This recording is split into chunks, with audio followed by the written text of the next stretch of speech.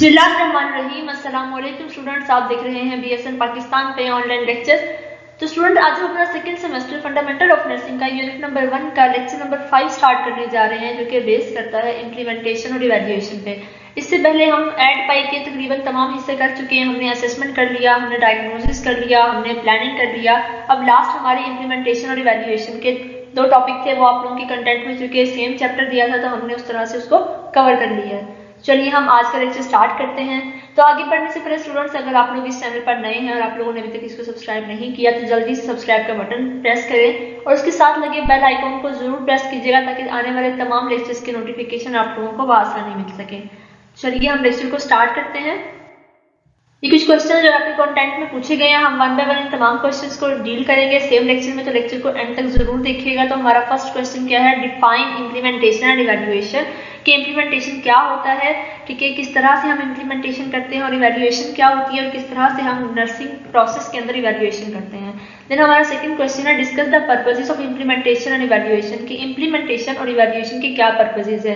Then third question है, describe clinical skills needed to implement the nursing plan of care. कि आप जब nursing plan of care, जो हमने अपने प्रीवियस लेक्चर में नर्सिंग प्लान केयर जो हमने पढ़ा है, हम उसको डेवलप करना सीख लेते हैं, तो हम उसके बाद देखते हैं कि हम किस तरह से उन इंटरवेंशंस को इम्प्लीमेंट करते हैं। तो उनके लिए कौन कौन से स्किल चाहिए, हम इस क्वेश्चन में डील करेंगे।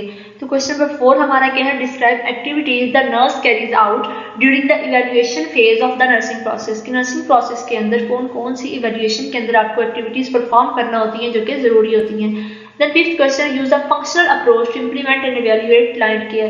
कि आप एक फंक्शनल अप्रोच के थ्रू आप जो एक सैंपल देखें कि इम्प्लीमेंटेशन और इवैल्यूएशन किस तरह से आप करते हैं, ताकि आप लोगों को इसकी अच्छे से समझ आ सके और आप लोग इसको इम्प्लीमेंट कर सकें अपनी प्रैक्टिस के अंदर। ठीक है, तो हम इन तमाम क्वेश्चन को वन बाय वन डिस्कस करते हैं। तो हम अपने क्वेश्चन नंबर 1 से स्टार्ट करते हैं बच्चों। तो हमारा फर्स्ट क्वेश्चन क्या है बच्चों, डिफाइन इम्प्लीमेंटेशन एंड इवैल्यूएशन। तो इम्प्लीमेंटेशन क्या होती है, अगर आप सिंपल वर्ड्स में देखो तो किसी भी काम को परफॉर्म करना बेसिकली क्या है, इम्प्लीमेंटेशन है।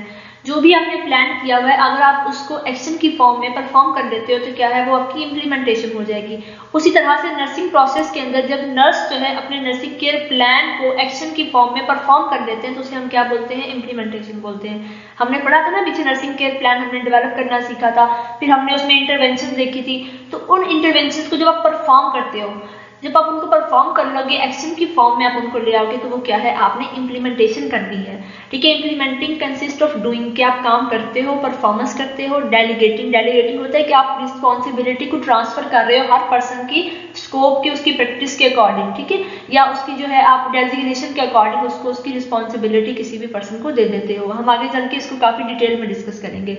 एंड रिकॉर्डिंग, रिकॉर्डिंग यहाँ बेसिकली क्या होता है कि जो भी क्लाइंट का डेटा आपने इकट्ठा किया या जो जो आपने परफॉर्म किया, आपने उस तमाम डेटा को रिकॉर्ड कर लेना है, आपने डॉक्यूमेंटेशन कर लेनी होती है। ठीक है, इवैल्यूएशन क्या होती है, इवैल्यूएशन होती है कि आप किसी भी चीज का फीडबैक ले रहे हो, आप देख रहे हो कि जो आपने काम किया है उसका आपको क्या रिस्पॉन्स मिला है। तो evaluating is a planned, ongoing and purposeful activity in which the client and health care professional determine. हम क्या डिटरमिन करते हैं, the clients progress toward goal achievement, के जो जो गोल हमने सेट की थी, हमारी जो आउटकम्स थी, क्या वो अचीव हुई हैं या नहीं हुई हैं, क्या हमें वो एक्सपेक्टेड आउटकम मिली हैं या नहीं मिली हैं। And the effectiveness of nursing care plan, आपको पता चलता है कि जो केयर प्लान आपने बनाया था, जिसकी इंटरवेंशंस को आपने इम्प्लीमेंट किया था, क्या उसके अकॉर्डिंग आपको वो वाली आउटकम्स अचीव हुई हैं या नहीं हुई हैं, आप अपनी गोल को अचीव कर भी पाए हो या नहीं कर पाए हो, किस हद तक अचीव कर पाए हो, मुकम्मल तौर पे कर पाए हो, पार्शली कर पाए हो या बिल्कुल भी नहीं कर पाए हो। क्या आपका नर्सिंग केयर प्लान बिल्कुल इफेक्टिव था, वो इफेक्टिव नहीं था, ठीक है, या फिर थोड़ा बहुत इफेक्टिव था। तो आपको पता चल जाता है इवैल्यूएशन के फेज में कि जो जो आपने इंटरवेंशन की है उससे आपको क्या रिस्पॉन्स मिला है, क्लाइंट क्या रिस्पॉन्ड कर रहा है, क्या वो बेहतर हो रहा है या वो पहले से उसकी हालत खराब हो रही है। ठीक है, तो हम इम्प्लीमेंटेशन में बेसिकली क्या करते हैं, हम एक्शन करते हैं, और इवैल्यूएशन में हम क्या देखते हैं, हम फीडबैक देखते हैं, रिस्पॉन्स देखते हैं कि क्लाइंट से हमें क्या रिस्पॉन्स मिल रहा है। ठीक है, देन हमारा सेकंड क्वेश्चन था बच्चों, discuss the purposes of implementation and evaluation. हम इम्प्लीमेंटेशन पहले क्यों करते हैं, हम पहले उसके पर्पस देख लेते हैं, हम एक्शन क्यों परफॉर्म करते हैं।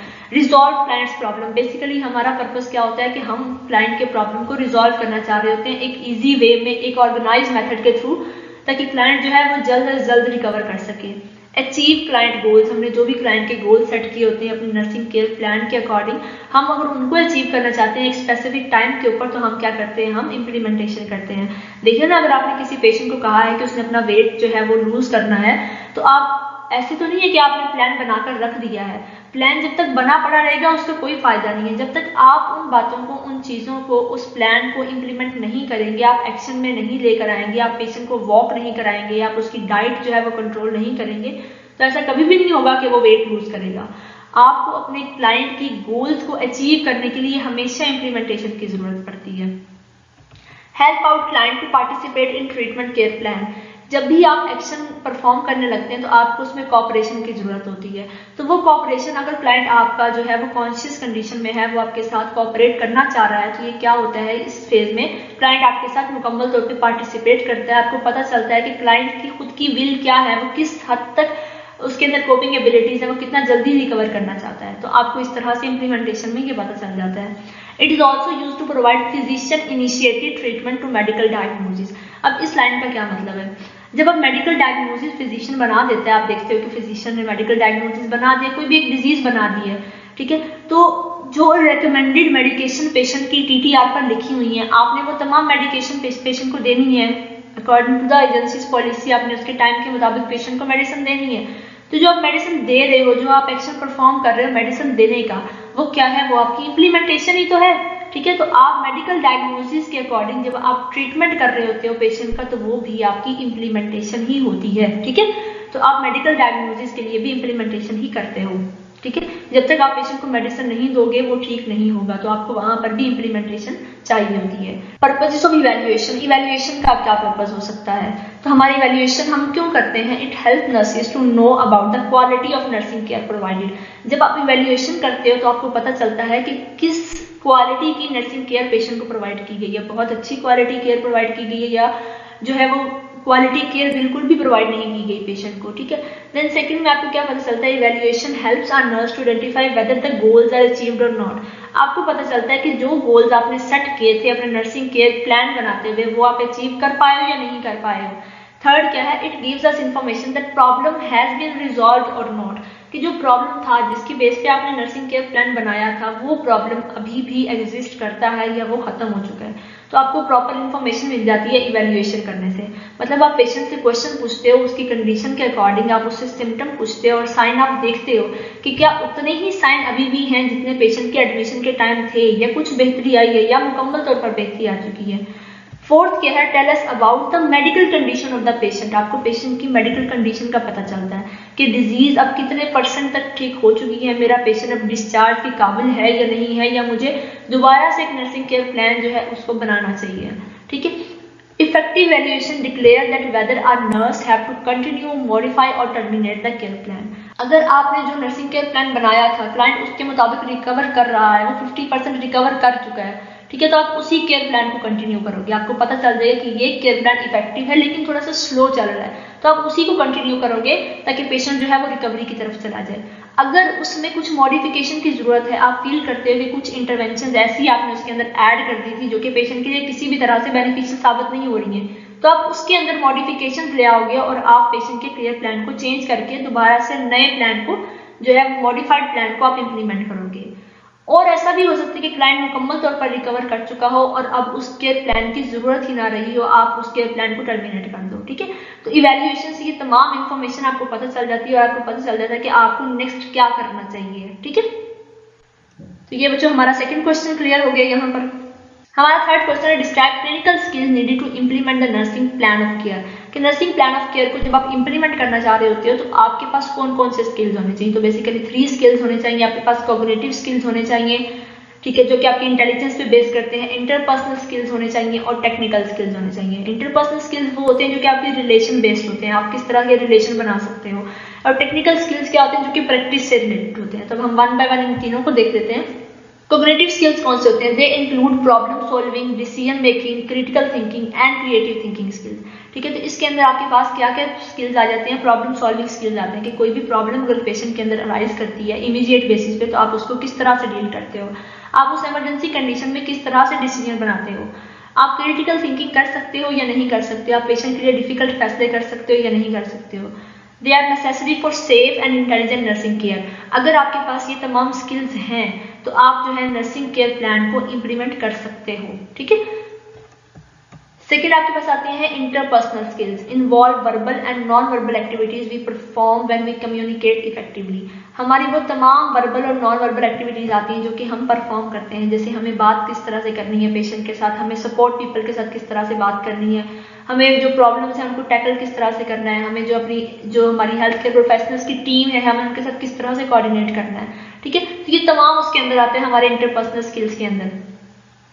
These skills involve conveying knowledge, attitude, feeling, interest, appreciation for clients' cultural values. अगर आपके पास अच्छी इंटरपर्सनल स्किल्स हैं आपके पास, तो आप क्या कर सकते हैं, आप क्लाइंट की विश के अकॉर्डिंग, उसके एटीट्यूड के अकॉर्डिंग, उसके नीड के अकॉर्डिंग, उसकी कल्चरल वैल्यूज के अकॉर्डिंग उसको डील कर सकते हैं। अगर आपके पास ये स्किल्स नहीं है, क्लाइंट आपके साथ फिर क्या करेगा, ट्रस्ट बिल्डअप नहीं करेगा, वो आपके साथ कोऑपरेट नहीं करेगा, आपकी इम्प्लीमेंटेशन में प्रॉब्लम्स आ सकती हैं। तो क्या होना चाहिए, आपके पास इंटरपर्सनल स्किल्स होने चाहिए, आपको थेराप्यूटिक कम्युनिकेशन टेक्निक्स के बारे में पता होना चाहिए। हमने पहले पढ़ी हुई है ना थेराप्यूटिक कम्युनिकेशन टेक्निक्स, भला किस चैप्टर में हमने पढ़ी थी, कम्युनिकेशन वाले चैप्टर में पढ़ी थी, 4th चैप्टर जो हमारी फंडामेंटल्स का था, ठीक है। अगर किसी को याद नहीं हो तो वो वहां से जाकर रिकॉल कर सकता है।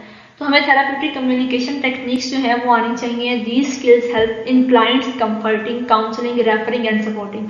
जब आप क्लाइंट को कंफर्ट देना चाह रहे होते हो ना, देखिए ना, अगर आप सीधे गए हो क्लाइंट के पास, आप जाके उसको इंजेक्शन लगा रहे हो बगैर उसको बताए, तो वो क्या करेगा, वो आपका हाथ झटक देगा कि भाई मुझे नहीं लगवाना, मुझे दर्द होता है इससे, वो मना कर रहा है। अब एक ऐसा जो हेल्थ केयर प्रोफेशनल जिसको इंटरपर्सनल स्किल्स आते हैं, जिसको पता है कि किस तरह से डील करना है, वो आके उसको बताएगा कि ये इंजेक्शन जो है आपको इस पर्पस के लिए लगा रहे हैं, इससे आपको फायदा होगा, थोड़ा सा दर्द होगा, उसको आप बर्दाश्त कर लें, उसके बाद आपको जो है एक आराम मिल जाएगा, ठीक है। तो अगर आपके पास काउंसलिंग स्किल्स हैं, आप पेशेंट को कंफर्ट दे सकते हो, तो क्या होगा, आपके इम्प्लीमेंटेशन में आसानी होगी, आप अपना एक्शन आराम से परफॉर्म कर सकते हैं। उसके अलावा क्या है कि अगर आप पेशेंट को काउंसलिंग करना चाह रहे हो, किस तरह की काउंसलिंग करना चाह रहे हो, जैसे एक डायबिटिक पेशेंट है, ठीक है, या एक कार्डियोवास्कुलर डिजीज का पेशेंट है, उनको काउंसलिंग की जरूरत होती है ना, कि उनको आप बताते हो कि आपने डाइट किस तरह से रखनी है, अपनी कैलोरिक मैनेजमेंट कैसे करनी है, एक्टिविटीज ऑफ डेली लिविंग किस तरह से परफॉर्म करनी है, आपने किस तरह से आपने जो है किन किन चीज़ों को अवॉइड करना है, किन किन चीज़ों को आप खा सकते हैं। तो ये तमाम चीज़ें काउंसलिंग के अंदर आती हैं। अगर आप इफेक्टिव इंटरपर्सनल स्किल्स के हामिल हैं तो क्या होगा कि वो लोग आपकी बात मानेंगे, ठीक है, अगर आप उनको अच्छे तरीके से समझाएंगे। लेकिन अगर आप उनको अच्छे तरीके से नहीं समझाएंगे तो कभी भी आपकी इम्प्लीमेंटेशन कामयाब नहीं हो सकती है। आप अपने जो काम करना चाहते हैं वो आपके साथ कभी भी उसमें कोऑपरेट नहीं करेंगे, ठीक है। देन आते हैं टेक्निकल स्किल्स। टेक्निकल स्किल्स क्या होते हैं, these are skills of practice such as manipulating equipment. आपको इक्विपमेंट यूज करना आता है या नहीं आता है, आपको पता है किस तरह से बीपी कफ को इन्फ्लेट करना है, आपको पता है किस तरह से आपने जो है वो ब्लड सैंपल लेना है, आपको पता है आपने किस तरह से डायलिसिस मशीन को ऑपरेट करना है, आपने किस तरह से वेंटिलेटर को ऑपरेट करना है, ठीक है, आपने किस तरह से पेशेंट की पोजीशनिंग चेंज करनी है, आपने इंजेक्शन किस तरह से देना है, आपने पेशेंट की सक्शनिंग किस तरह से करनी है, आपने पेशेंट की इंट्यूबेशन किस तरह से करनी है। तो ये सब चीजें अगर आपको पता है तो ये आपकी टेक्निकल स्किल्स हैं। तो अगर आपके पास अच्छे टेक्निकल स्किल्स हैं, आपकी प्रैक्टिस हुई है, और ये सब चीजें प्रैक्टिस के साथ आती है ना टेक्निकल स्किल्स जो है, तो अगर आपकी प्रैक्टिस अच्छी है तो क्या होगा, आपके इम्प्लीमेंटेशन में आसानी होगी। देखिए ना कि अगर आपको पता है कि इंजेक्शन किस तरह से लगाना है, आपको पता है कि मैंने आईएम इंजेक्शन अगर लगाना है तो मैंने 90 के एंगल पर लगाना है, ठीक है, तो ये आपकी प्रैक्टिस की चीजें। अगर आपको इस तरह की चीजें पता हैं तो क्या होगा, आपको बहुत आसानी होगी, आप कॉन्फिडेंटली जो काम करना चाह रहे हैं वो आप इजीली कर पाएंगे और आप अपनी इम्प्लीमेंटेशन को और आसानी से कर पाएंगे, ठीक। इम्प्लीमेंटिंग प्रोसेस, ये अभी कंटेंट का क्वेश्चन नहीं था लेकिन मैंने कवर किया क्योंकि ये काफी इंपॉर्टेंट क्वेश्चन है। बेसिकली जो शुरू वाले 4-5 चैप्टर हैं सेकंड सेमेस्टर के, ये काफी ज्यादा इंपॉर्टेंट है, तो इनमें से कुछ भी नहीं छोड़ना था, इसलिए काफी एडिशनल आप लोगों को करना पड़ रहा है। तो परेशान नहीं होना, इनको आराम से करना है, बहुत आसान है ये और बहुत अच्छे से हो जाएंगे, ठीक है। तो हमारे पास सबसे पहला इम्प्लीमेंटिंग प्रोसेस के अंदर क्या स्टेप आता है, रीअसेस द क्लाइंट। हमने क्लाइंट को रीअसेस करना है, हम इन तमाम पॉइंट्स की डिटेल आगे बढ़ते हैं। हमने क्लाइंट को रीअसेस करना है दोबारा से इम्प्लीमेंटिंग के अंदर, जब आप इम्प्लीमेंटेशन करने लगो तो देन आपने डिटरमिन करना है the nurses need for assistance, कि नर्स को किस हद तक असिस्टेंस की जरूरत है। इम्प्लीमेंटिंग नर्सिंग ऑर्डर के जो नर्सिंग ऑर्डर थे वो आपने इम्प्लीमेंट करने हैं, डेलीगेटिंग करनी है आपने और सुपरवाइजिंग करनी है। Then communicating the nursing action, और नर्सिंग एक्शन जो भी आपने परफॉर्म किया उनको आपने कम्युनिकेट मतलब उसको डॉक्यूमेंटेशन करना है, फाइल्स के अंदर उसको लिख देना है। तो हम वन बाय वन इन सबको डिस्कस करते हैं। फर्स्ट वन से स्टार्ट करते हैं हम। तो हमारा फर्स्ट स्टेप क्या था, रीअसेसिंग द क्लाइंट। तो क्लाइंट को हम किस तरह से रीअसेस करेंगे? Just before implementation the nurse must reassess का मतलब दोबारा से आप असेसमेंट कर रहे हैं। The nurse must reassess the client to make sure that the intervention is still needed. इस लाइन का क्या मतलब होगा बच्चों? आपने जब इम्प्लीमेंटेशन करनी है, पेशेंट कह रहा है मुसलसल मुझे पेन हो रहा है, मुझे पेन हो रहा है, मुझे पेन हो रहा है, तो आप क्या करेंगे? आप फिजिशियन से ऑर्डर लिखवाएंगे कि इस पेशेंट को पेन हो रहा है तो इसको मेडिकेशन देनी है, ठीक है। तो हो सकता है आपको वो ऑर्डर लिखवाने में कुछ टाइम लग गया हो। जब आप पेशेंट को मेडिसिन लगाने जाएं तो आप उससे दोबारा रीअसेस करें, दोबारा से पूछें क्या अभी भी पेन हो रहा है? अगर तो पेन हो रहा हो तो आप लगा दें, वरना अगर जरूरत नहीं है तो आप मत लगाएं। तो ये क्या है? आपने रीअसेस किया अपने एक्शन से पहले, ठीक है। Even though an order is written on care plan of the client, condition may have changed. ऐसा हो सकता है कि एक ऑर्डर जो है वो केयर प्लान के ऊपर मेंशन किया हुआ हो, लेकिन क्लाइंट की कंडीशन अब चेंज हो चुकी है, तो आप वो जो है ऑर्डर को फॉलो अप नहीं करोगे। For example, a nurse team the client with diagnosis of disturbed sleeping pattern, कि एक पेशेंट का डिस्टर्ब स्लीपिंग पैटर्न था, किस वजह से था? Related to anxiety and unfamiliar surrounding, sleeping during round. अब आपने देखा कि वो पेशेंट राउंड के दौरान सो रहा है, तो आपने क्या किया? And defers back rub of the patient which she has to be done as a relaxation strategy, कि जो आपने पहले से एक प्लान सेट किया था कि मुझे इस पेशेंट की बैक रब करना है ताकि इसको रिलैक्सेशन मिले और ये सो जाए। तो आप क्या करेंगे? आपने पेशेंट को सोया हुआ देख लिया, तो आप क्या करेंगे? आप वो काम नहीं करेंगे क्योंकि अब इसकी जरूरत नहीं रही है, पेशेंट सो चुका है। देन हमारे पास है determining the nurses need for assistance. आपने देखना है कि नर्स को असिस्टेंस की जरूरत है या नहीं है।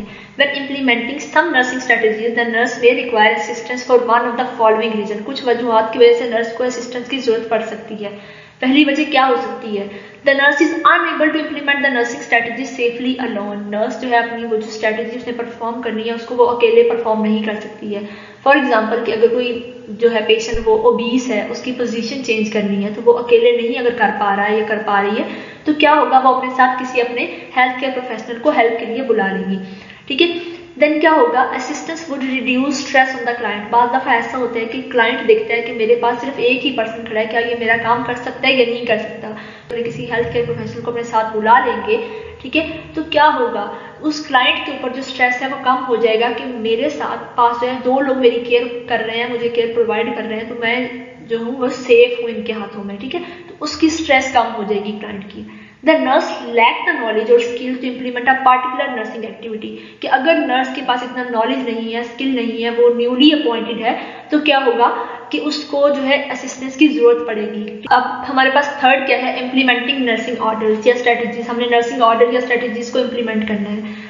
It is important to explain to the client what will be done. ये बहुत बहुत बहुत इंपॉर्टेंट बात है बच्चों कि जो भी आपने काम परफॉर्म करना है, अपने क्लाइंट को उसके बारे में जरूर बताना है। इवन अगर आप पेशेंट के पास जाके उसकी फाइल को भी छेड़ने लगे तो एथिकली क्या है कि आप उस पेशेंट को बताएं कि आप उसकी फाइल के साथ काम करने लगे हैं, आपको जरूरत है उसकी फाइल की, ठीक है। या उसके अलावा क्या है कि आप पेशेंट को अगर इंजेक्शन लगाने लगे हैं तो आपने उसको बताना है पूरे प्रोसीजर के बारे में कि आप क्या परफॉर्म करने लगे हैं। इवन आपने पेशेंट को ये भी बताना है जब आप उसको इंजेक्शन लगाने लगे कि आप क्या प्रोसीजर करने लगे हैं, कौन से इंजेक्शन आप उसको लगा रहे हैं और किस पर्पस के लिए आप उसको इंजेक्शन लगा रहे हैं। आप उसकी कंसेंट लेंगे पेशेंट की, तब आप उसको इंजेक्शन लगाएंगे, ठीक है। तो आपने पेशेंट को ये जरूर बताना है, कोई भी आपने जो है वो इम्प्लीमेंटेशन करनी है, आप प्रोसेस लिख रहे हैं तो आपने उसके अंदर ये मेंशन भी करना है कि आपने पेशेंट को पहले से इन्फॉर्म किया था इस चीज के बारे में, ठीक है। आपने पेशेंट को बताना है व्हाट सेंसेशन टू एक्सपेक्ट, मतलब उसको बताना है कि वो एक्सपेक्ट करे कि उसको पेन होगी, कि इंजेक्शन जाहिर आप लगाएंगे तो आप उसको बता दें कि मैं आपको इंजेक्शन लगाने लगा हूँ, आपको थोड़ी सी पेन होगी। And what the client is expected to do, और आप क्या चाहते हैं कि क्लाइंट किस तरह से बिहेव करे। आप चाहते हैं वो जो है वो रिलैक्स मैनर में बैठा रहे, वो अपनी पोजीशन चेंज कर ले, तो अपनी सब कुछ उसको पहले से बता देना है अपनी इम्प्लीमेंटेशन से पहले। Guidelines for implementing nursing order, nursing order को इम्प्लीमेंटेशन के लिए आपके पास कुछ गाइडलाइंस हैं, जो कि एक बॉक्स बना हुआ था आपकी बुक के अंदर, तो मैंने वहां से इसको कोट किया पूरे को, ताकि आप लोग जो है वो इसको अच्छे से कर लें और अगर एग्जाम में पूछते हैं तो आप इसी तरह से एज इट इज इसको लिख सकते हैं। तो फर्स्ट हमारे पास गाइडलाइन क्या है? Nursing exchange should be based on scientific knowledge, nursing research and professional standard of care, कि जो भी आप एक्शन परफॉर्म करें वो साइंटिफिक नॉलेज की बेस पे होना चाहिए, वो नर्सिंग रिसर्च बेस होना चाहिए और प्रोफेशनल स्टैंडर्ड ऑफ केयर के मुताबिक होना चाहिए। ऐसा नहीं है कि कोई लो स्टैंडर्ड की प्रैक्टिस थी जो कि किसी फैसिलिटी के अकॉर्डिंग, उनकी पॉलिसीज के अकॉर्डिंग नहीं थी और आपने वो परफॉर्म कर लिया। हमेशा आपने वो एक्शन परफॉर्म करना है जिसकी साइंटिफिक रीजन हों, ठीक है। Nurses should understand clearly the orders to be implemented and question any that are not understood. आपने कोई भी इम्प्लीमेंटेशन करने से पहले अगर आप प्रैक्टिस में आगे जा रहे हैं तो ये उन बातों के लिए आपके लिए बहुत इंपॉर्टेंट है, उन चीज़ों के लिए कि अगर आप प्रैक्टिस में आगे जा रहे हैं, आपने कोई TTR देखा, पेशेंट का ट्रीटमेंट टिकट देखी आपने पेशेंट की जहाँ मेडिसिन लिखी हुई थी, आपको क्लियरली समझ नहीं आई उस चीज़ की, तो आपने खुद से उसको एज्यूम करके नहीं लगा देनी मेडिसिन। आप दोबारा से उसको पूछ सकते हैं फिजिशियन से कि ये कौन सी मेडिसिन लिखी हुई है और इसको किस तरह से लगाना है, ठीक है। तो वो ऑर्डर जिनकी आपको क्लियरली समझ नहीं आए वो आप अपने ही किसी स्टाफ से पूछ लें या किसी जो है वो फिजिशियन से आप पूछ लें कि इसको किस तरह से मैंने मैनेज करना है, किस तरह से मैंने इंप्लीमेंट करना है, ठीक है। Nurses action should be adapted to the individual client. हर इंडिविजुअल क्लाइंट के लिए आपके एक्शन डिफरेंट होने चाहिए, ठीक है, उस क्लाइंट की नीड के मुताबिक, उसकी वैल्यूज के मुताबिक, उसकी प्रायोरिटी के मुताबिक, ठीक है। Nurses action should be safe. जो भी आप एक्शन परफॉर्म करें वो हमेशा क्लाइंट की सेफ्टी को अपनी नज़र में रख के करें, ठीक है। Then nursing action often require teaching support and comfort, ठीक है, कि नर्सिस एक्शन को में क्या होना चाहिए, आपको टीच करना है क्लाइंट को, आपको क्लाइंट को सपोर्ट करना है, आपने उसको कंफर्ट देना है। Nurses action should B holistic. इसका क्या मतलब होगा कि नर्स ने क्लाइंट को एज अ होल कंसीडर करना है, उसकी क्लाइंट की फिजिकल सेल्फ, उसकी इमोशनल सेल्फ, उसकी साइकोलॉजिकल सेल्फ, आपने सब कुछ देख के मैनेज करना है। ऐसा नहीं कि क्लाइंट की पूरी बॉडी है, वो मशीन है सिर्फ आपके सामने, आपने उसको रिपेयर करना है। उसके पास एक माइंड है, इंटेलेक्ट है, उसके इमोशंस हैं, आपने उन सब को कंसीडर करते हुए उसको केयर प्रोवाइड करनी है। देन क्या है, nursing action should respect the dignity of client and enhance the client self esteem, कि आपके नर्सिंग एक्शन इस तरह के होने चाहिए कि क्लाइंट की डिग्निटी जो है उसकी आपने रिस्पेक्ट करनी है, and enhance the client self esteem, और उसकी सेल्फ स्टीम को आपने इंक्रीज करना है, उसकी सेल्फ कॉन्फिडेंस को इंक्रीज करना है, उसकी सेल्फ रिलायंस को आपने इंक्रीज करना है। देन क्या है, client should be encourage to participate actively in implementing the nursing action. आपने क्लाइंट को इनकरेज करना है कि वो उन नर्सिंग एक्शन को परफॉर्म करते हुए जब आप इम्प्लीमेंटेशन करने लगो तो क्लाइंट उसमें एक्टिवली पार्टिसिपेट करे, मतलब वो आपके साथ कोऑपरेट करे। जब क्लाइंट आपके साथ कोऑपरेट करेगा और वो विलिंग होगा अपने ट्रीटमेंट प्लान के अंदर, उसकी इम्प्लीमेंटेशन के अंदर, तो वो जल्दी रिकवर करेगा, ठीक है। तो ये हमारी गाइडलाइंस थी for implementing nursing order. Then है बच्चों डेलीगेटिंग एंड सुपरवाइजिंग। मैंने आपको बताया था ना, हम लोग आगे जाके डेलीगेटिंग को दोबारा से पढ़ेंगे। तो the American nursing association defined delegation as the transfer of responsibility for performance of an activity from one to another person while retaining accountability for the outcome। इसका क्या मतलब होगा कि आपने रिस्पॉन्सिबिलिटी का ट्रांसफर करना है किसी भी काम को परफॉर्म करने के लिए एक पर्सन ने दूसरे पर्सन को, जबकि अकाउंटेबिलिटी कौन देगा इसकी, वही पर्सन जिसने डेलीगेट किया था। फॉर एग्जाम्पल आप देख लें कि एक वार्ड के अंदर जो हेड सिस्टर होती है, उन्होंने क्या करना होता है, हेड नर्स ने, उन्होंने हर किसी को उसकी रिस्पॉन्सिबिलिटी के बारे में बताना होता है, लेकिन अकाउंटेबिलिटी किसकी होती है, हेड नर्स की होती है कि उन्होंने किस तरह से मैनेज किया हुआ है। और असाइनमेंट क्या होती है, असाइनमेंट होती है डाउनवर्ड या lateral transfer of both responsibility and accountability of an activity from one two another person, कि आपने अपने से नीचे वाले को या अपने ही जितने डेजिग्नेशन वाले को कोई रिस्पॉन्सिबिलिटी दी है और अकाउंटेबिलिटी भी उसी को दे दी है कि वही अकाउंटेबिलिटी भी कर सकता है उस काम के लिए, ठीक है। तो ये क्या है, ये एक असाइनमेंट होती है। अब the nurse has two responsibilities in making work assignment. जब आप वर्क असाइनमेंट करते हो तो दो चीजें आप करते हो, अप्रोप्रिएट डेलीगेशन ऑफ ड्यूटीज, कि किसी भी असाइनमेंट को कंप्लीट करने के लिए आप क्या करते हो, delegation of duties. For example अगर आप लोग क्या कर रहे हैं, आपके दोस्तों का एक ग्रुप बना हुआ है, टीचर ने एक असाइनमेंट दे दिया आपके पूरे ग्रुप को, तो आप क्या करेंगे, आप डेलीगेट करेंगे ड्यूटीज को, कि आप कहेंगे अपनी उस असाइनमेंट के आप 4 या 5 पार्ट्स बनाएंगे जितने आप लोग फ्रेंड सर्कल है, ठीक है। आप अपने ग्रुप के हर पर्सन को क्या करेंगे, एक एक टॉपिक डेलीगेट करेंगे कि ये टॉपिक आपने पूरा करना है, ये आपने कवर करना है, ये आपने कवर करना है। तो ये क्या है, डेलीगेशन है। उसी तरह से नर्सिस जो है अपने काम के अंदर डेलीगेशन करती हैं, that is assigning people duties with in their scope of practice, कि हर किसी के स्कोप ऑफ प्रैक्टिस के अंदर उसके डेजिग्नेशन के अकॉर्डिंग, उसकी प्रैक्टिस के अकॉर्डिंग आप क्या कर रहे हैं, उसको डेलीगेट कर रहे हैं duties. Then adequate supervision of the personnel, और उसी पर्सोनल की क्या है, सुपरविजन करनी होती है आपने। तो ये दो रिस्पॉन्सिबिलिटीज हैं जो कि नर्सिस अपने वर्क असाइनमेंट के अंदर करती हैं, डेलीगेशन करती हैं और सुपरवाइजिंग करती हैं, ठीक है। देन कम्युनिकेटिंग नर्सिंग एक्शन, ठीक है। After carrying out nursing order, जब आपने नर्सिंग ऑर्डर्स जो है उनको परफॉर्म कर लिया, जिन्हें हमने नर्सिंग स्ट्रेटेजीज का भी नाम दिया था, तो आप क्या करेंगे, the nurse complete the implementing phase by recording the intervention and client responses in nursing progress notes that are part of agencies permanent record for the client. इसका क्या मतलब है, जब आपने इम्प्लीमेंटेशन मुकम्मल कर ली, अब ये इम्प्लीमेंटेशन का लास्ट स्टेप है ना हमारे पास, तो क्या करेगी नर्स, जितना भी उसने इम्प्लीमेंटेशन की है, जो जो उसने मेडिसिन लगाई है, जो जो उसने पेशेंट के लिए काम परफॉर्म किया है, उसने पोजीशन चेंजेस की है, उसने बैंडेजिंग की है पेशेंट की, उसने पेशेंट को वॉक करवाई है, वो तमाम चीज़ें उसने पेशेंट के प्रोग्रेस नोट्स के अंदर लिख देनी है, जिस तरह से किसी भी एजेंसी के रिकॉर्ड लिखने की उनकी पॉलिसीज चलती आ रही है। ठीक है, तो उस पॉलिसी के मुताबिक आपने वो तमाम चीज़ें वहाँ पर रिकॉर्ड कर देनी है। Nursing action must not be recorded in advance. इस बात को बच्चों आप लोग गिरा बांध दो कि कभी भी आपने नर्सिंग एक्शन जो परफॉर्म किया है उससे परफॉर्म करने से पहले आपने कभी नहीं लिखना। ऐसा नहीं कि अभी आपने बीपी पेशेंट का लिया नहीं और आपने पहले से मेंशन कर दिया कि पेशेंट का बीपी जो था वो 130/90 आ रहा था, ऐसा कभी भी आपने नहीं करना है। तो आपने एडवांस में कभी भी कोई भी रिकॉर्डिंग पेशेंट की नहीं लिखनी है, आपने कोई भी डॉक्यूमेंटेशन नहीं करनी है। आपने ऐसा हो सकता है कि जब आप जो है वो एक्शन परफॉर्म करने लगो, आपने पहले से लिख दिया फाइल के अंदर कि जनाब ये मैंने परफॉर्म कर दिया है, लेकिन जब आप परफॉर्म करने लगो कुछ टाइम के बाद, मीन्स 1 घंटे के बाद, 2 घंटे के बाद, तब आपको पता चले कि ये आप इंप्लीमेंट कर ही नहीं सकते हो पेशेंट के ऊपर। फिर क्या करोगे, जाके डॉक्यूमेंटेशन के अंदर वो सब कुछ काटोगे, और अगर उससे पहले किसी ने देख लिया कि ये परफॉर्म क्यों किया गया इस पेशेंट के साथ, तो आप पकड़े जाओगे।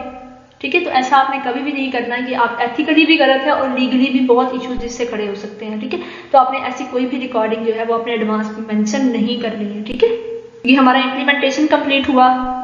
देन हम बात करते हैं इवैल्यूएशन की। तो इवैल्यूएशन क्या होती है?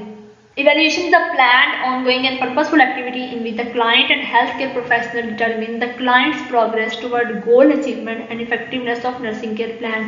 हम पीछे इसी की डेफिनेशन को पढ़कर आ चुके हैं, तो इसलिए यहाँ हम इसको रिपीट नहीं करते हैं। There are 3 types of evaluation, 3 तरह की evaluation होती है। ongoing evaluation होती है, intermittent होती है और terminal होती है।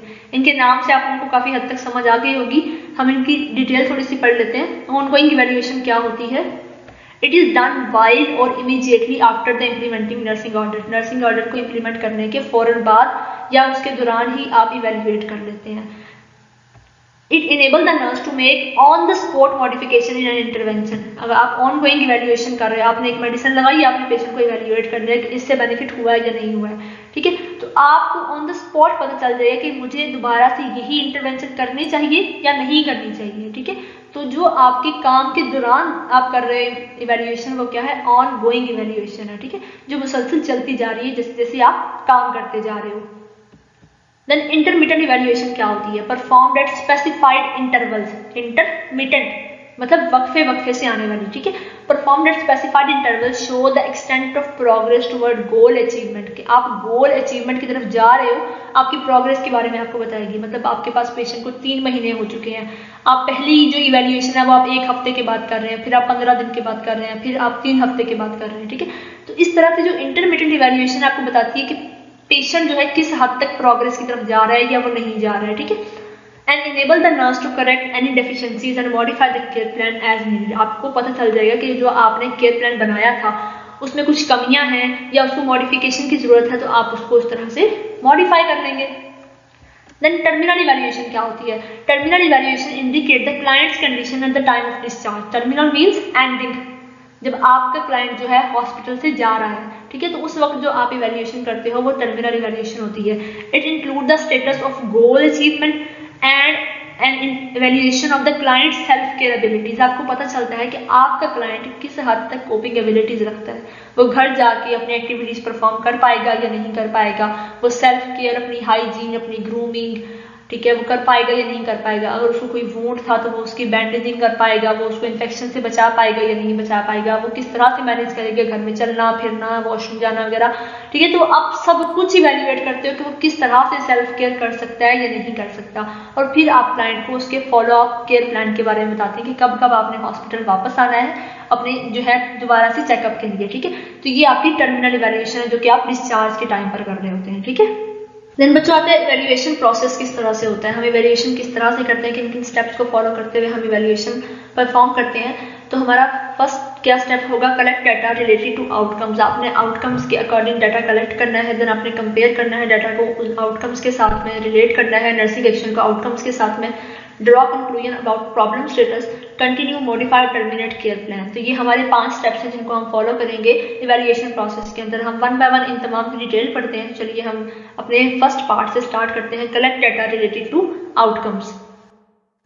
Using the clearly stated, precise and measurable desired outcomes as a guide, the nurse collect data so that the conclusion can be drawn about whether the goals have been met. आपने क्या करना है, आपने जो nursing care plan बनाया था उसके अंदर जो आपने आउटकम्स लिखे थे, आपने उन तमाम आउटकम्स के अकॉर्डिंग क्या करना है, डाटा इकट्ठा करना है। कितने आउटकम्स आपने सिलेक्ट किए थे, उनमें से कितने अचीव हुए हैं, कितने अचीव नहीं हुए हैं। जो अचीव हुए हैं वो क्या मुकम्मल तौर पर अचीव हुए हैं या वो पार्शली अचीव हुए हैं। आपने उन तमाम के अकॉर्डिंग डाटा कलेक्ट करना है और उसको आपने किसी जगह पर लिख लेना है। ठीक है, तब आप क्या करेंगे, कंपेयर करेंगे उस डाटा को आउटकम्स के साथ में। ठीक है, आउटकम्स के साथ उसको कैसे कंपेयर करेंगे कि जो आपने आउटकम्स अपने नर्सिंग केयर प्लान के अंदर मेंशन की थी, आप उसके साथ देखेंगे कि आपने अगर सेट किया था कि पेशेंट का वेट जो है वो 15 kg लूज करेगा विद इन 1 मंथ। ठीक है, तो आप देखेंगे कि पेशेंट का वेट अगर 1 मंथ के अंदर वो 4 kg उसने पेशेंट ने वेट लूज किया, तो इसका क्या मतलब है कि किसी हद तक आप अचीव कर पाए हैं और बाकी आप नहीं कर पाए हैं। ठीक है, लेकिन अगर आपने सेट किया था कि मेरा पेशेंट जो है वो इस हफ्ते के एंड तक जो है, अगर वो पहले 1 किलोमीटर वॉक करता था तो अब वो 1.5 किलोमीटर वॉक करेगा। ठीक है, तो आप देखते हैं कि आपका पेशेंट 1.4 किलोमीटर तक वॉक कर सकते हैं, तो ये आपने ऑलमोस्ट अचीव कर लिया अपने गोल को। ठीक है, तो इसी तरह से जो गोल्स आपने पहले से सेट किए थे, जो आउटकम्स आपने एक्सपेक्टेड आउटकम अपने नर्सिंग केयर प्लान के अंदर मेंशन किए थे, आपने उसके साथ उसको कंपेयर करना है। आपने देखना है कि पेशेंट सब्जेक्टिव डाटा क्या दे रहा है, उसको खुद अपनी हालत में कितनी बेहतरी नजर आती है। ठीक है, और फिर आपने ऑब्जेक्टिव डाटा लेना है कि आपको क्या नजर आ रहा है उसके अंदर बेहतर। तो फिर आपने इन तमाम चीजों को, पेशेंट के सब्जेक्टिव ऑब्जेक्टिव डाटा को आपने उन आउटकम्स के साथ में कंपेयर करना है कि किस हद तक आप उसको अचीव कर पाए हो, आपका नर्सिंग केयर प्लान किस हद तक इफेक्टिव था। ठीक है, तो पहले आपने डाटा कलेक्ट करना है, फिर आपने उस डाटा को उन आउटकम्स के साथ में कंपेयर करना है। ठीक है, both the nurse and client play an active role in comparing the client's actual responses with the desired outcome. The nurse can draw one of the 3 possible conclusion. 3 possible conclusion निकल सकते हैं। First conclusion क्या होगा, the goal was met. आपने जो goal set किया था वो अचीव हो चुका है। सेकंड क्या है, partially met, किसी हद तक अचीव हुआ है। और थर्ड क्या है, बिल्कुल भी अचीव नहीं हुआ है। ठीक है, तो ये तीनों आपको आउटकम्स कंक्लूजन मिल सकते हैं वहां से जो आप कंपेयर डाटा कर रहे हैं। ठीक है, थर्ड क्या है, relate nursing action to outcomes. अब इसका क्या मतलब है, जो आपने नर्सिंग एक्शन परफॉर्म किए हैं आपने उसको आउटकम के साथ कंपेयर करना है कि क्या आपके ही नर्सिंग एक्शन की वजह से आउटकम अचीव हुए हैं या नहीं हुए, या आपके नर्सिंग एक्शन के अंदर कहीं कोई फॉल्ट था जिसकी वजह से वो आउटकम्स अचीव नहीं हो पाए हैं। The next aspect is to evaluate the relationship between nursing actions and outcomes. It means to finding out that how much a nursing action contributing to achieve client goal. किस हद तक achieve हो पाया है। For example, if a client is obese and need to lose 14 kg weight, कि अगर client जो है वो 14 kg weight lose करना चाह रहा है, ठीक है। When the nurse and client develop care plan, one short-term goal was to achieve 1.4 kg in a week. जब आपने उसका प्लान ऑफ केयर डेवलप किया तो आपने क्या गोल सेट किया कि 1.4 kg वेट जो है पेशेंट एक वीक में लूज करेगी। ठीक है, nurse provide strategy to plan diet and calories consume per day. Nurse ने क्या किया, एक केयर प्लान बना दिया कि कितनी डाइट आपने लेनी है और किस हद तक कैलोरीज आप कंज्यूम कर सकते हैं। After a week client lost 1.8 kg of her wait.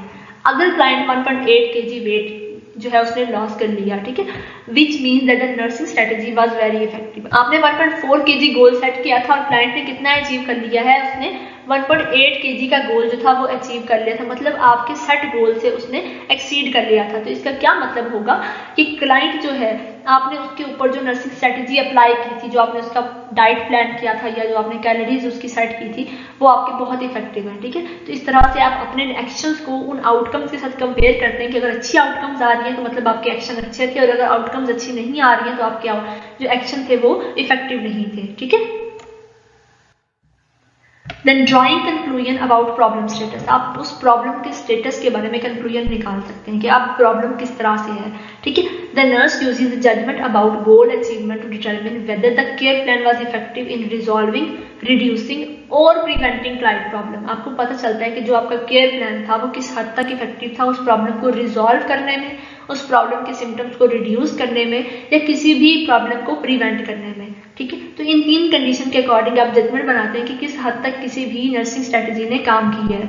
When the goals have been met, अगर गोल अचीव हो चुके हैं, the nurse draw one of the following conclusion, कि अगर आपकी प्रॉब्लम सॉल्व हो चुकी है तो आप क्या कंक्लूजन निकालेंगे। फर्स्ट कंक्लूजन क्या होगा, the actual problem has been resolve, आपको पता चलेगा कि एक्चुअल प्रॉब्लम रिजॉल्व हो चुकी है।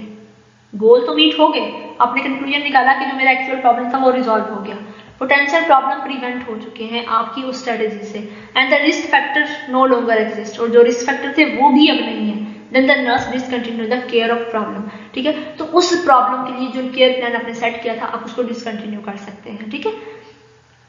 अब दूसरा कंक्लूजन क्या हो सकता है, ऐसा हो सकता है कि जो आपने गोल आपके अचीव हो चुके हैं लेकिन अभी भी पोटेंशियल प्रॉब्लम प्रिवेंट हुआ है, लेकिन रिस्क फैक्टर अभी भी प्रेजेंट है, ठीक है। मतलब आपका जो था वो प्रॉब्लम, एक्चुअल प्रॉब्लम रिजॉल्व हो चुकी है, पोटेंशियल प्रॉब्लम भी प्रिवेंट हो चुके हैं, लेकिन यहाँ पर रिस्क फैक्टर नहीं थे। लेकिन अभी अगर रिस्क फैक्टर है पेशेंट के तो क्या होगा, अभी भी आपको केयर प्लान जो है वो बनाकर रखना है, उसमें केयर आपको प्रोवाइड करनी है, ठीक है। और थर्ड क्या होगा, some of the goals are achieved but still actual problem exist, कुछ गोल्स अचीव हुए हैं लेकिन प्रॉब्लम अभी भी है। तो nursing intervention must be continue, तो नर्सिंग इंटरवेंशन कंटिन्यू की जानी चाहिए। मतलब आपको ये पता चलता है कि आपको नर्सिंग केयर प्लान कंटिन्यू करना है या डिसकंटिन्यू करना है। देन सेकंड क्या है, अगर गोल्स पार्शली मीट होती हैं या फिर गोल्स बिल्कुल भी आप अचीव नहीं कर पाते हो तो क्या कंक्लूजन होंगे, the care plan may need to be revised, आपके केयर प्लान आपको रिवाइज करने की जरूरत है, because problem is partial resolve. अगर प्रॉब्लम पार्शियल रिजॉल्व है तो इसका मतलब क्या, आपको केयर प्लान रिवाइज करने की, उसमें मॉडिफिकेशन लाने की जरूरत है। The care plan does not need revision, अगर गोल्स मीट नहीं होती हैं तो आपको केयर प्लान को रिपीट करने की बिल्कुल भी जरूरत नहीं है, क्योंकि उससे आपको पता चल चुका है कि जो केयर प्लान आपने सेट किया था उससे गोल्स अचीव नहीं होती हैं, तो उसको रिवाइज नहीं करना, आपने नया बनाना है। Because client mainly needs more time to achieve previously established goals, ठीक है, कि जो प्रीवियसली इस्टेब्लिश्ड गोल्स थी उनको अचीव करने के लिए अब क्लाइंट के पास टाइम नहीं है। अब आप नया केयर प्लान सेट करें और नए जो गोल सेट करें और उसके मुताबिक जो है क्लाइंट को आप जो है केयर प्रोवाइड करें और अपने एक्शंस परफॉर्म करें, ठीक है। तो ये आपने कंक्लूजन निकाल लिया। Reviewing and modifying the nursing care plan, अब आप क्या करते हैं, अब आप रिव्यू करते हैं उसको, और अगर आपको जरूरत है उसके अंदर मॉडिफिकेशन लाने की तो आप मॉडिफिकेशंस ले आते हैं। After drawing conclusion about the status of the client problem, client की प्रॉब्लम का एक्चुअल स्टेटस आपको पता चल गया कि किस हद तक वो अचीव हो पाई है, वो सॉल्व हो पाई है, रिजॉल्व हो पाई है। The nurse modify the care plan as indicated, जिस तरह से इंडिकेटेड है आपने उस तरह से केयर प्लान को चेंज कर देना है। Depending upon the policy of agencies और health care facility modifications are made, आपकी जो भी फैसिलिटी है उसके अकॉर्डिंग आप मॉडिफिकेशन लाना चाह रहे हैं, आप उसी केयर प्लान के अंदर एक नया कॉलम ऐड करके अंदर मॉडिफिकेशन ला रहे हैं, या उस प्लान को टर्मिनेट करके एक नया केयर प्लान सेट कर रहे हैं, ये आपकी पॉलिसी पे डिपेंड करता है कि आपकी एजेंसीज की पॉलिसीज क्या है, ठीक है। The nurse review the step of nursing process, जब आप नया बना रहे हैं नर्सिंग केयर प्लान तो आप दोबारा से रिव्यू करते हैं नर्सिंग प्रोसेस के स्टेप को, आप दोबारा से असेसमेंट देखते हैं कि कहीं असेसमेंट के अंदर कुछ कमी रह गई थी, कुछ फॉल्ट रह गए थे, आप उनको ठीक करते हैं। देन डायग्नोस्टिक स्टेटमेंट आप देखते हैं कि क्या नई डायग्नोस्टिक स्टेटमेंट बनाने की जरूरत है मुझे, या पुरानी डायग्नोस्टिक स्टेटमेंट की बेस पे मैं केयर प्लान बना सकती हूँ। प्लानिंग आप देखते हैं कि किस किस तरह की प्लानिंग आपने पहले की थी और अब आपको किस किस तरह की प्लानिंग की जरूरत पड़ेगी। देन इम्प्लीमेंटेशन में आप देखते हैं कि पहले आपने कौन कौन से एक्शन परफॉर्म किए थे और अब आपको कौन कौन से एक्शन परफॉर्म करने चाहिए केयर को प्रोवाइड करने में, ठीक है। देन बच्चों ये नेक्स्ट क्वेश्चन था, आपके कंटेंट में नहीं था लेकिन मैंने ये ऐड कर दिया है क्योंकि ये जो है डेफिनेशन के तौर पे आपसे पूछ सकते हैं, शॉर्ट क्वेश्चन है। Evaluating the quality of nursing care, आपने क्लाइंट की तो इवैल्यूएशन कर ली, लेकिन जब आपने नर्सिंग केयर की क्वालिटी चेक करनी है तो आप किस तरह से करेंगे। We can evaluate nursing care by quality assurance, आप क्वालिटी एश्योरेंस के थ्रू जो है नर्सिंग केयर को इवैल्यूएट कर सकते हैं। अब क्वालिटी एश्योरेंस क्या चीज होती है, it is an ongoing systematic process designed to evaluate and promote excellence in health care provided to client, ठीक है। आप क्या देखते हैं कि जो केयर क्लाइंट को प्रोवाइड की जा रही है वो किस हद तक बेहतर है और इसमें किस हद तक बेहतरी लाई जा सकती है। अब इसके अंदर क्या आता है, स्ट्रक्चर इवैल्यूएशन आती है इसके अंदर। स्ट्रक्चर इवैल्यूएशन के अंदर क्या आता है कि जिस सेटिंग में जैसे कि बिल्डिंग है, इक्विपमेंट्स हैं, पेशेंट की जो बेडिंग है वो किस तरह से, तो आप देखते हैं किस तरह के स्ट्रक्चर में, किस तरह के इन्वायरमेंट में, किस तरह की सेटिंग में क्लाइंट को केयर प्रोवाइड की जा रही है। अगर तो वो सेटिंग बहुत अच्छी है तो क्या होगा कि नर्सिंग केयर की क्वालिटी भी यकीनन अच्छी होगी। देन आता है प्रोसेस इवैल्यूएशन, तो प्रोसेस इवैल्यूएशन के अंदर क्या आएगा कि केयर किस तरह से प्रोवाइड की जा रही है। मतलब ऐसा तो नहीं है कि क्लाइंट की नीड्स के अकॉर्डिंग उसको केयर प्रोवाइड की नहीं जा रही है, ऐसा तो नहीं है कि जिस चीज़ की उसको जरूरत नहीं है वो चीज़ें उसे प्रोवाइड की जा रही है और जिस तरह की केयर की उसको जरूरत है वो उसको प्रोवाइड नहीं की जा रही है, ठीक है। तो इसमें हम ये देखते हैं, ठीक है। देन थर्ड क्या है हमारे पास, आउटकम इवैल्यूएशन है। ठीक है। तो ये किस चीज़ पे फोकस करती है, देखती है कि नर्सिंग केयर के रिस्पॉन्स में क्लाइंट का इस वक्त हेल्थ स्टेटस क्या है, किस तरह की आउटकम्स क्लाइंट के अंदर आ रही हैं। देन आप देखते हैं क्वालिटी इंप्रूवमेंट के थ्रू नर्सिंग केयर को आप इवेल्युएट करते हैं। अब क्वालिटी इंप्रूवमेंट क्या होता है, it is also known as continuous quality improvement and total quality improvement. Quality improvement follows client care rather than organizational structure. ये ऑर्गेनाइजेशनल स्ट्रक्चर पे बिल्कुल भी फोकस नहीं करता, बल्कि ये सिर्फ क्लाइंट की जो है उसके ट्रीटमेंट पे फोकस करता है। Focus is on process rather than individuals. ये देखता है किस प्रोसेस के थ्रू उस क्लाइंट को केयर प्रोवाइड की जा रही है, and uses a systematic approach with the intention to improve the quality of care. ये एक सिस्टमैटिक अप्रोच के थ्रू आप देखते हैं और आप देखते हैं कि किस तरह से क्वालिटी ऑफ केयर को आप और इम्प्रूव कर सकते हैं और इसमें बेहतरी ला सकते हैं। देन आता है नर्सिंग ऑडिट। क्या होता है, an audit mean the examination और रिव्यू ऑफ रिकॉर्ड। आप पेशेंट्स के रिकॉर्ड देखते हैं, ठीक है, जो भी आपकी एजेंसी के जो आप कह सकते हैं कि सुपरवाइजर हैं, ठीक है, या जो आपके हेड ऑफ द डिपार्टमेंट हैं वो देखते हैं, ठीक है। तो क्या होता है, जब आप किसी भी क्लाइंट के रिकॉर्ड देखते हैं, आप देखते हैं कि उसको किस तरह से केयर प्रोवाइड की गई, नर्सिंग केयर कैसी थी, क्या क्या एक्शन परफॉर्म किए गए, किस मेथड से परफॉर्म किए गए, ठीक है। जब आप उस तमाम रिकॉर्ड को देखते हैं, पेशेंट के प्रोग्रेस नोट्स को देखते हैं, उसके वाइटल्स मॉनिटरिंग को देखते हैं, आपको हर चीज़ का पता चल जाता है, ठीक है। तो उससे आपको पता चलता है कि किस तरह की नर्सिंग केयर प्रोवाइड की गई। A retrospective audit is the evaluation of clients record after discharge from agency.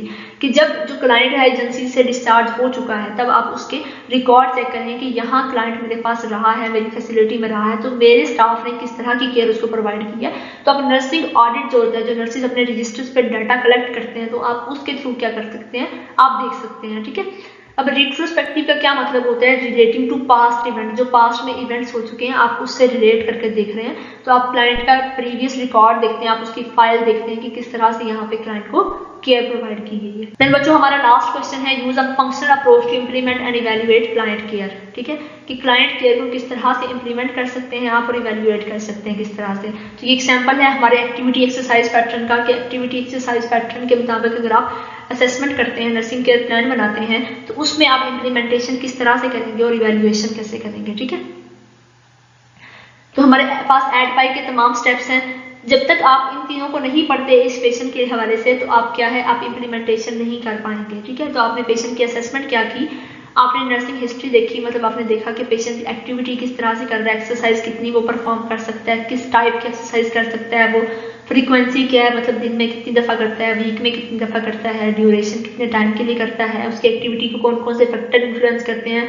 आपने उसका फिजिकल एग्जामिनेशन कर लिया, बॉडी अलाइनमेंट आपने कर ली, देख ली, उसकी गेट चेक कर ली कि चलता किस तरह से है, मूवमेंट देख ली, उसके जॉइंट्स की अपीयरेंस आपने चेक कर ली। ठीक है, एंड लिमिटेशन ऑफ मूवमेंट आपने देख ली, मसल मैस आपने चेक कर ली। तो ये आपने तमाम उसकी असेसमेंट कर ली। मैं इनको एक्सप्लेन इसलिए नहीं कर रही हूँ क्योंकि ये हमारे उस प्रीवियस चैप्टर में डिस्कस हो चुके हैं, असेसमेंट में हम पढ़ चुके हैं कि हम असेसमेंट किस तरह से करते हैं। देन डायग्नोसिस आता है, आपने डायग्नोसिस बना लिया, impaired physical mobility related to muscle weakness. आपने देखा कि आपके क्लाइंट की फिजिकल मोबिलिटी इंपेयर हो चुकी है मसल वीकनेस के साथ साथ। ठीक है, तो आपने प्लान क्या किया, आपने increase tolerance for physical activity. आपने देखा, आप चाहते हैं कि क्या हो, क्लाइंट की फिजिकल एक्टिविटी जो है वो इंप्रूव होनी चाहिए। Restore the capability to perform activities of daily living. आपका client activities of daily living perform करना चाहिए। ठीक है, avoid injury from falling, improve physical fitness. आप उसकी फिजिकल फिटनेस को इंप्रूव करना चाह रहे हैं। Avoid any complication related to immobility, आप किसी भी तरह की कॉम्प्लिकेशन से उसको बचाना चाह रहे हैं। देन आप इसमें इंप्लीमेंटेशन किस तरह से करेंगे।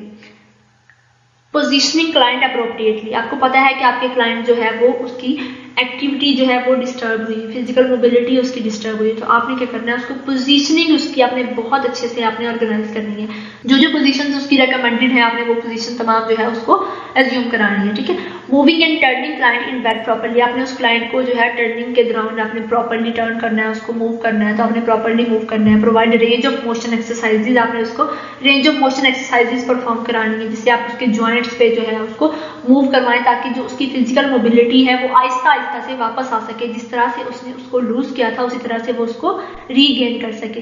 स्ट्रेटजीज टू प्रिवेंट कॉम्प्लिकेशंस, आपने ऐसी स्ट्रेटजी स्ट्रेटजीज करनी है कि कॉम्प्लिकेशंस की प्रिवेंट हो सके। जैसे क्या है कि अगर उसने वॉशरूम जाना है तो आपने उसको बताना है कि वो असिस्टेंस ले सकता है, आप उसकी हेल्प करेंगे, ठीक है। अगर उसने जो है वो मूव करना है, आपने उसको बेड से व्हील चेयर में मूव करना है या आपने बेड से स्ट्रेचर पे मूव करना है, आपने उसको किसी प्रोसीजर के लिए लेके जाना है, तो आपने उसको केयरफुली हैंडल करना है। आपने अपने पेशेंट के बेड की साइड रेल्स उठाकर रखनी है ताकि क्या हो कि आपका पेशेंट जो है वो फॉल से बच सके, वो इंजरी से बच सके, ठीक है। देन इवैल्यूएशन क्या करेंगे आप, has the client physical and mental condition change motivation to perform exercises. आपने देखना है कि आपकी जो क्लाइंट की फिजिकल कंडीशन थी या मेंटल कंडीशन थी वो चेंज हुई है या नहीं हुई है, क्या उसके अंदर मोटिवेशन आई है कि वो एक्सरसाइज करे, क्या वो कुछ चाह रहा है कि वो ठीक हो सके, क्या वो चाह रहा है कि वो जो है range of motion exercises perform करे, क्या वो खुद से उठ के चलना चाह रहा है या नहीं चाह रहा है। तो आपने इवेल्युएट करना है कि क्लाइंट की अभी फिजिकल कंडीशन क्या है, वो चल भी पाएगा या नहीं चल पाएगा, उसकी मेंटल कंडीशन क्या है, वो चलना चाहता भी है या नहीं चाहता है। One appropriate range of motion exercises done, आपने देखना है कि जो proper range of motion exercises थी वो परफॉर्म की गई है या नहीं की गई है, इंप्लीमेंट की गई है या नहीं की गई है। Is the client is ready to perform activities of daily living, कि क्या आपका क्लाइंट जो है वो अब जो है वो रेडी है अपनी activities of daily living perform करने के लिए या नहीं। तो आप इस तरह से इवेल्युएशन करते हैं क्लाइंट की, ठीक है। तो लीजिए स्टूडेंट्स, हमारा ये वाला चैप्टर जो था, हमारा इम्प्लीमेंटेशन और इवेल्युएशन वाला चैप्टर हमने बहुत आसानी से कंप्लीट कर लिया। थोड़ा सा लंबा लेक्चर था, होप सो आप लोग बोर नहीं हुए होंगे, और अगर ये लेक्चर आप लोग को इंटरेस्टिंग लगा है तो इसे जरूर लाइक कीजिएगा और इसे अपने दोस्तों में शेयर कीजिएगा ताकि वो लोग भी एग्जाम्स की प्रिपरेशन बहुत अच्छे से कर सकेंगे। तो अगर आप लोगों को ये अपॉर्चुनिटी मिल रही है, आप लोगों को पूरा चैप्टर इस तरह से अवेल हो रहा है, तो आप लोग इस अपॉर्चुनिटी को बिल्कुल भी ज़ाया मत करें, अपने सिलेबस को जल्दी से कवर करें और अच्छे एग्जाम दें। मिलते हैं इंशाल्लाह ताला अगले लेक्चर में, तब तक के लिए अल्लाह हाफिज़। अपना बहुत सारा ख्याल रखिएगा और मुझे कमेंट सेक्शन में जरूर बताइएगा कि आप लोगों को लेक्चर कैसा लगा।